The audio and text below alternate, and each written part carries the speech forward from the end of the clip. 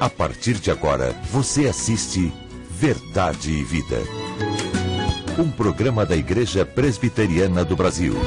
Eu estou muito feliz de poder retornar ao seu lar, à sua casa, e partilhar com você mais uma vez a palavra de Deus.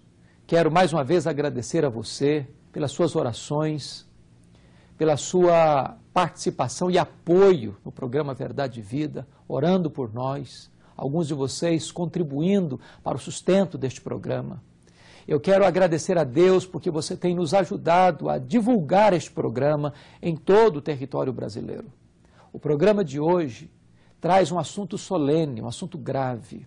Nós vamos fazer um diagnóstico da sociedade brasileira e o nosso tema hoje é o colapso da sociedade. Uma palavra de Deus à nação brasileira. Chame a sua família, ligue para os seus amigos e receba da parte de Deus esta palavra, este alerta, este aviso solene dos céus. Verdade e Vida. Uma palavra de esperança para um mundo em crise. É com muito prazer que temos hoje a presença do reverendo Silas de Campos, pastor jubilado da Igreja Presbiteriana do Brasil, aqui do Presbitério de Campinas. Seja bem-vindo ao Verdade e Vida, reverendo Silas. Muito obrigado, presbítero Daniel. Reverendo, hoje nós vamos tratar acerca do projeto de lei 122 que está em tramitação no Senado, a chamada Lei da Homofobia. Muitas pessoas têm falado aí sobre essa lei, mas não sabem nem o que vem a ser a palavra homofobia. O que significa homofobia, reverendo? Bom, podemos fazer duas colocações. Primeiro, num sentido estrito e etimológico, homofobia é toda oposição, todo medo, né? Toda reação contra os que são homossexuais. A segunda razão é que se tem dado uma amplitude maior à palavra e também é um modo de agir até com violência contra aqueles que têm uma conduta que aqueles que agem assim entendem não é a correta. Esse projeto de lei 122, que já está há algum tempo em tramitação no Senado, recentemente foi colocada uma enquete no site do Senado, onde se falou sobre aprovação, sim ou não, a aprovação do projeto de lei. E já seriam quase 1 milhão de pessoas que expressaram a sua opinião da comunidade brasileira e quase 70% de não. De repente, esse site foi tirado do ar sob uma alegação técnica, voltou novamente, de novo, já o voto não também já tinha uma grande margem, um grande percentual, mais de 60% a 70%, mais uma vez foi tirado do ar sem dar explicação. Quais as implicações da aprovação desse projeto de lei para a comunidade brasileira? São implicações muito sérias. Bom, primeiramente no aspecto histórico da sua explicação aí de como se comportou o Senado, não podemos esquecer que o projeto tem origem no partido do governo. Então há políticos com muita influência e que têm interesse na aprovação da lei. Agora, a segunda razão quanto à implicação com a Igreja Evangélica é que esta é, por causa da sua posição, chamemos aí, estritamente bíblica, contrária. A Bíblia tem uma linha que você encontra, quer na carta de Paulo aos Romanos, por exemplo, capítulo 1, 24 a 27, ou na primeira carta também de Paulo aos Coríntios 6, onde ele condena veementemente a irregularidade sexual ou, chamemos claramente, o homossexualismo. Portanto, a Igreja Evangélica, firmemente segura com os ensinos bíblicos, não pode concordar com essa posição. Em não concordando, ela, por certo, vai sofrer também retaliações. E diante disso, então, nós temos aí a necessidade de manter e reafirmar a nossa posição, mas tem que ser uma posição profética, ainda que com problemas diante da sociedade. Qual a posição da Igreja Presbiteriana do Brasil em relação ao projeto de lei 122 que está tramitando no Senado? É de caráter eminentemente contrária à aprovação da lei. Reverendo, para terminar a nossa entrevista, eu queria pensar com o senhor acerca dos diversos problemas que a aprovação dessa lei pode trazer, não só para a igreja evangélica brasileira, mas para a igreja católica, para qualquer pessoa que se expresse contrário a alguma prática homossexual. Por exemplo, eu posso hoje falar do presidente da República, posso falar de ministro, posso falar de governador, de prefeito, e com a aprovação dessa lei, qualquer discordância, qualquer indivíduo que tenha como a sua prática a homossexualidade, pode abrir um processo, como muitos hoje pastores estão sendo ameaçados de processos. Pois é, a sua afirmação final já é uma resposta ao que pode acontecer. Na verdade, o ser humano é, para usar uma expressão vulgar, um bicho complicado. Então, as reações do ser humano diante das mais variadas situações não são idênticas. A mesma coisa nesses grupos homossexuais. Uns são mais pacíficos, outros são mais reacionários. Logo, um pastor, um presbítero, um seminarista, uma simples pessoa ensinando em qualquer lugar, ou um padre pregando contra a atitude, o comportamento dessa linha de pessoas, poderá sofrer por alguns dos mais reacionários um processo na justiça. De modo que não há dúvida, pode haver muita reação e reação inesperadas e das mais complexas na vida de ordem social do país e também na vida jurídica. Só terminando, para concluir, que existe essa expressão, é garantida pela Constituição, por todas as constituições, as cartas magnas do nosso país, é livre o direito de expressão. Então, nós, ainda que essa lei venha aprovada, vamos, como comunidade evangélica ou comunidade cristã, vamos recorrer porque esse projeto de lei fere a Constituição brasileira. Perfeitamente. O artigo 5º da Constituição brasileira se desdobra numa série de incisos e lá nós temos aqueles que nos dão garantia de expressão, de liberdade, de pregar, de falar, mas é claro, tudo isso dentro da lei. Agora, é matéria que alguns juristas discutem, que até a aprovação do projeto como está, também pode ser questionado de inconstitucionalidade diante justamente do artigo 5º da Constituição. Por sua vez, os homossexuais invocam os direitos humanos aprovados pela ONU em 1948 e querem, com base ali nesses direitos, que hoje são uma fala mundial, querem se estribar nele para dizer que os seus direitos estão cerceados, que eles estão aí justamente marginalizados por causa de sua opção e querem uma garantia dentro da lei. Liberdade e garantia dentro da lei é uma coisa, agora abuso é outra. Então abusos pode haver de ambos os lados, quer evangélicos contra ou quer do grupo que agora busca dentro de uma lei apoio para os seus atos diante da ótica e da ética cristã totalmente condenados. Verdade e Vida. A palavra de Cristo para uma vida melhor. Eu quero conversar com você hoje sobre um assunto solene, grave, que aflige a nação brasileira e que envergonha todos nós, cidadãos desta promissora, rica e abençoada nação. Eu quero conversar com você sobre o tema o colapso da sociedade. E eu tenho uma palavra da parte de Deus para toda a nação brasileira. O profeta Miqueias, homem que Deus levantou no século VIII a.C., ele fez um diagnóstico da sociedade de Judá antes desta nação ser levada para um amargo cativeiro.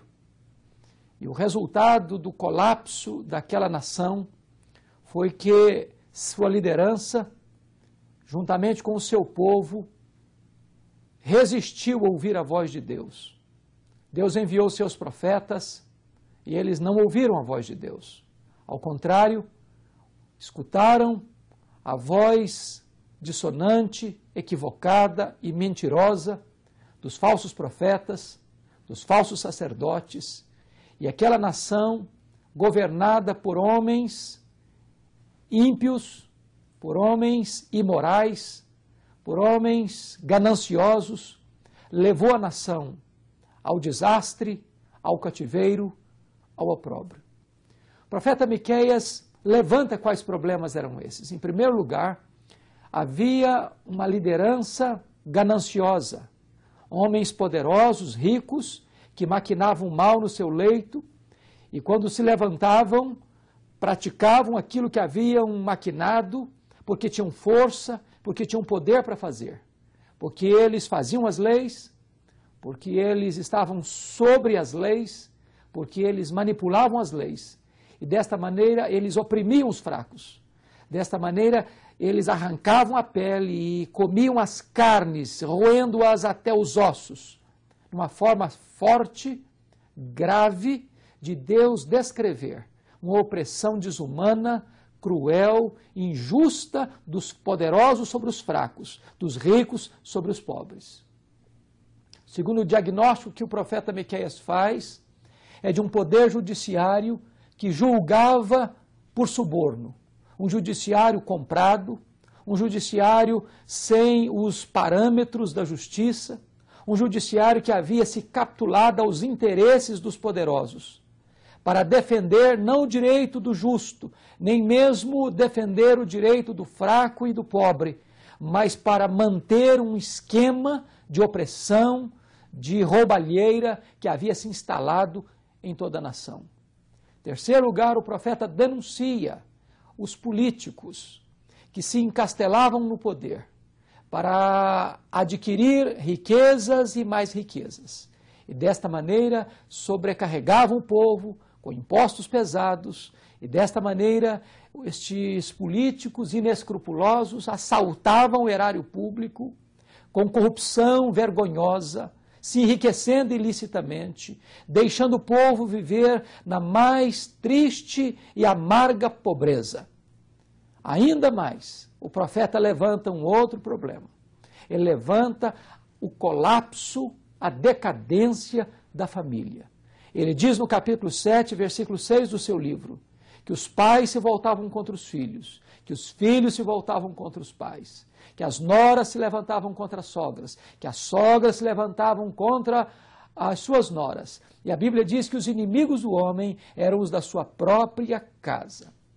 Nós estamos percebendo que aquela família que entrou em colapso, que entrou em crise há 8 séculos antes de Cristo, é a crise que ainda hoje se instala também na nação brasileira.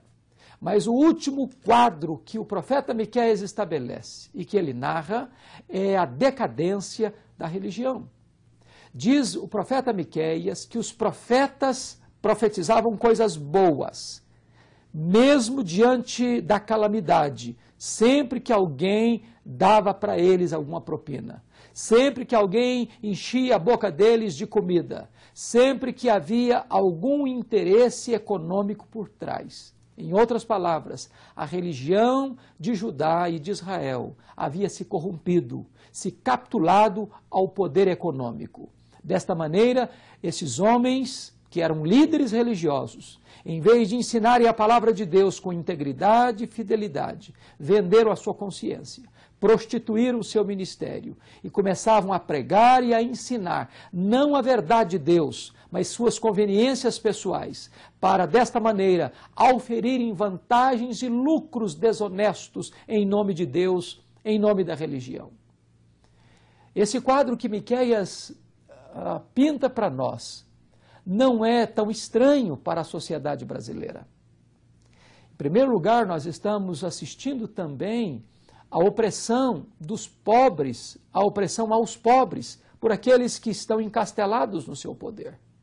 Vivemos numa das maiores economias do mundo. Hoje, talvez, o Brasil já está entre a 8ª e a 5ª economia do mundo. Mas nós temos uma vasta maioria da sociedade brasileira esmagada pela pobreza, pela miséria, pela desesperança. Não obstante a qualidade de vida ter melhorado em nosso país, mas nós ainda vivemos uma grande base da pirâmide entregue à pobreza, à exploração, com políticas tantas vezes populistas, mas que não têm dado ao povo aquilo que o povo precisa, porque muitas vezes os recursos que deveriam ser canalizados para a saúde, para a educação, para a segurança, está caindo no ralo da corrupção.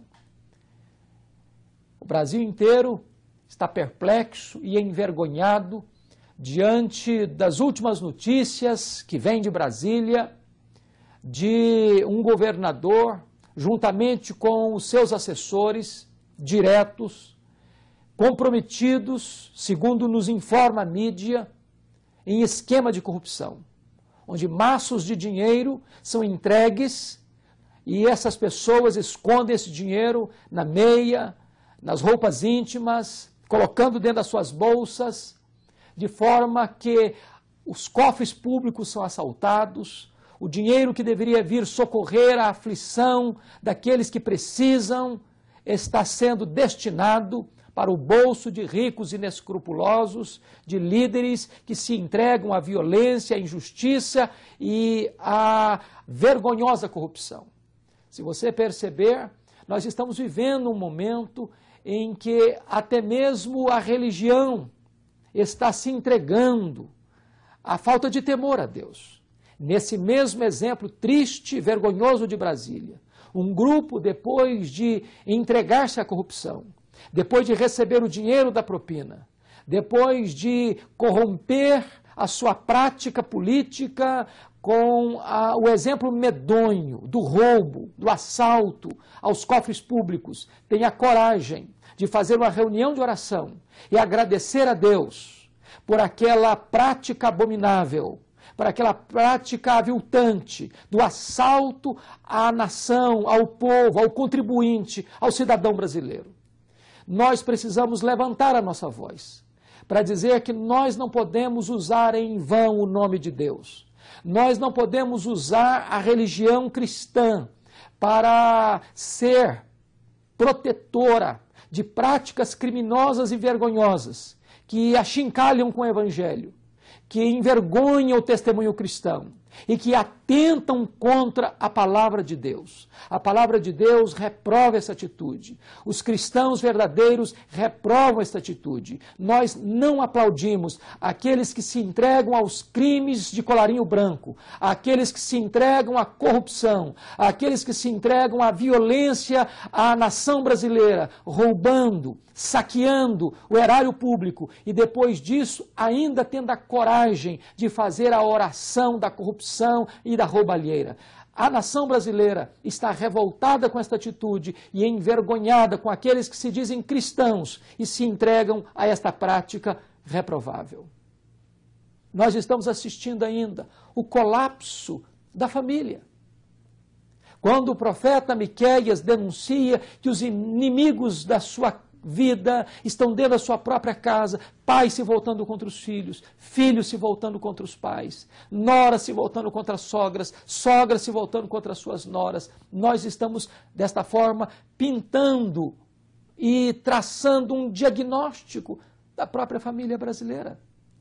Nós estamos percebendo como cresce o índice de violência dentro das famílias.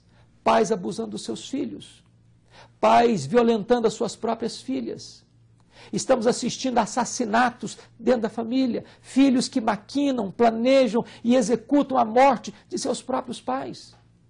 Jovens que, mesmo criados em berço de ouro, se entregam ao narcotráfico e se capturam diante do poder demoníaco e desastroso e criminoso das drogas, que tantas vezes estão destruindo a nossa juventude, os sonhos, os planos, a alegria e a paz da família. Quantos lares hoje machucados e feridos, porque os filhos foram tomados de assalto pelos traficantes.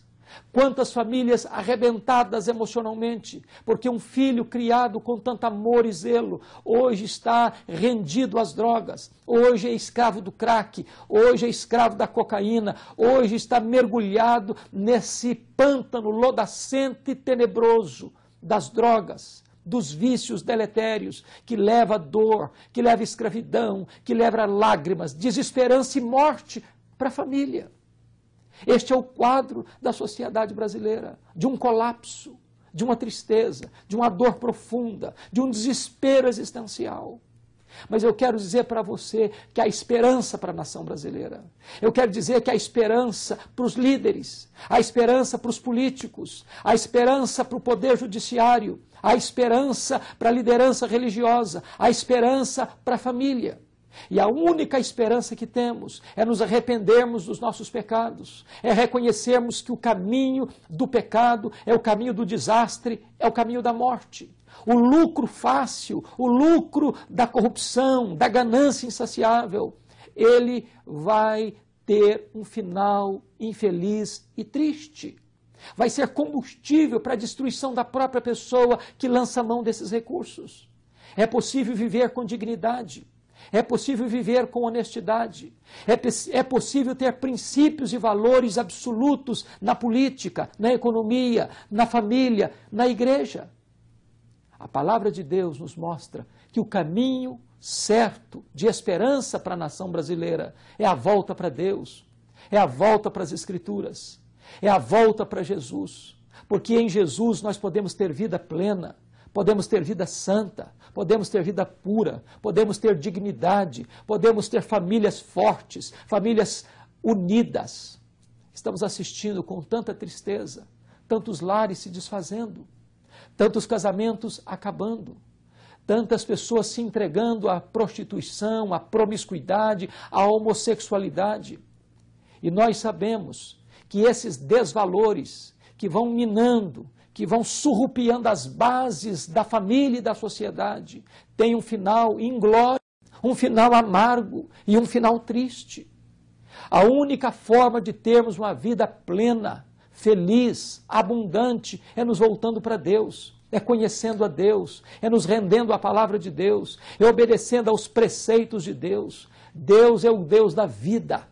Deus é o Deus da alegria, Deus é o Deus da santidade. Nós só teremos vida em abundância quando nós nos voltarmos para Deus. Esta é a palavra que eu tenho para a nação brasileira. É tempo de nós nos arrependermos dos nossos pecados. É tempo de nós reconhecermos que não há esperança para a nação brasileira a não ser que ela se volte para Deus. Feliz é a nação cujo Deus é o Senhor.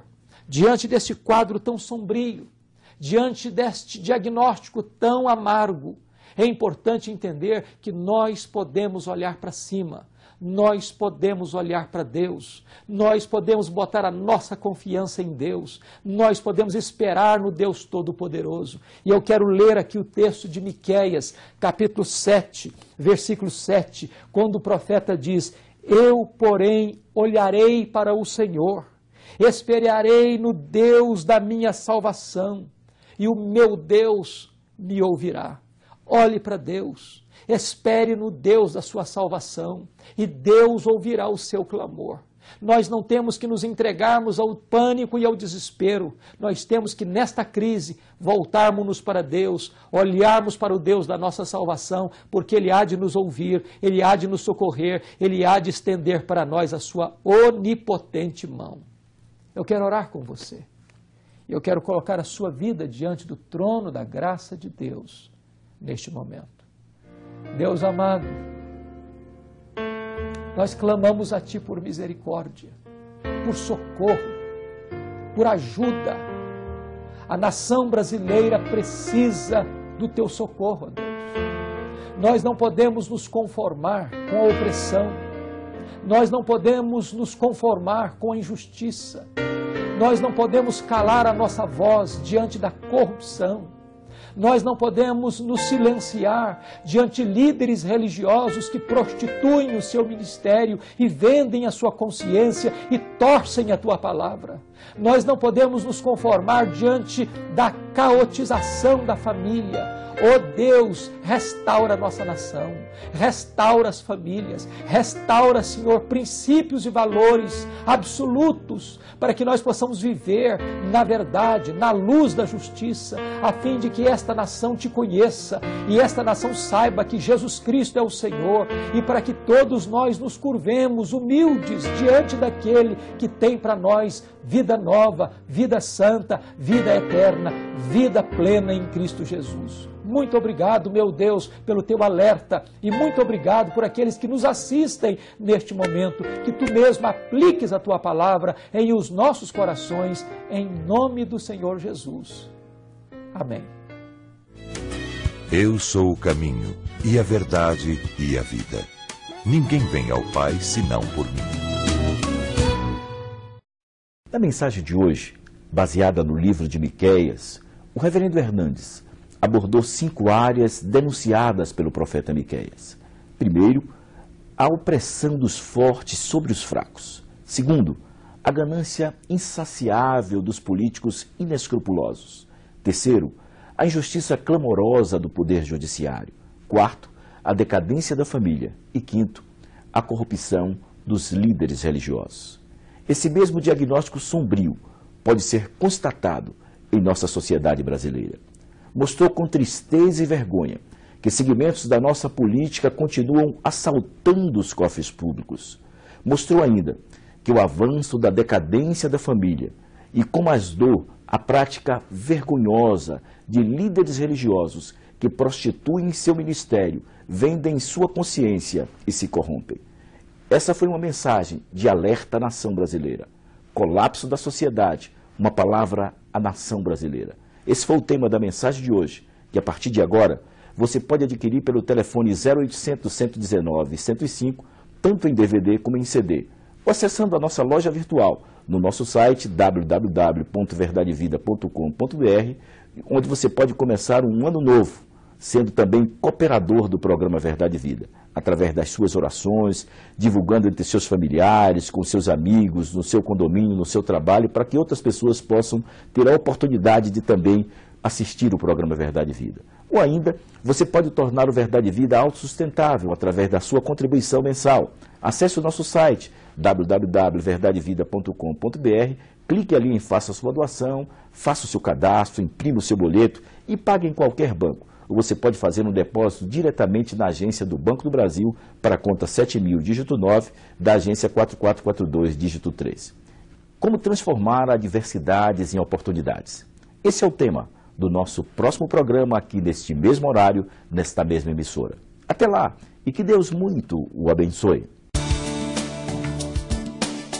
Verdade e Vida. A palavra de Cristo para uma vida melhor. Nesse Natal, gostaríamos de presentear todos os amigos que assistem ao nosso programa Verdade e Vida. São muitos, de certo. Como não podemos fazê-lo, vamos sortear 100 DVDs especiais com as comemorações do Sesc Centenário da Igreja Presbiteriana do Brasil. E se você deseja participar, você deve tão somente ligar para o nosso 0800 e dar o seu nome, o seu e-mail, o seu endereço, ou mesmo entrar no nosso site www.verdadevida.com.br e ali no Fale Conosco você diz: eu quero um DVD do Sesc Centenário da Igreja Presbiteriana do Brasil. E no segundo domingo de janeiro estaremos sorteando 100 pessoas que receberão gratuitamente nas suas residências esse DVD duplo com as comemorações dos 150 anos da igreja. Participe!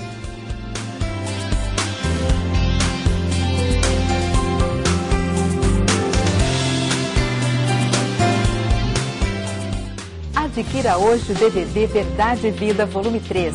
4 mensagens do reverendo Hernandes Dias Lopes. Mensagens para ajudar você a reagir ao esgotamento espiritual e para que em seu lar haja alegria, paz e harmonia. O DVD Verdade e Vida, volume 3, custa apenas R$ 30. Você recebe em sua casa com frete grátis. Ligue agora e faça seu pedido. 0800 119 105.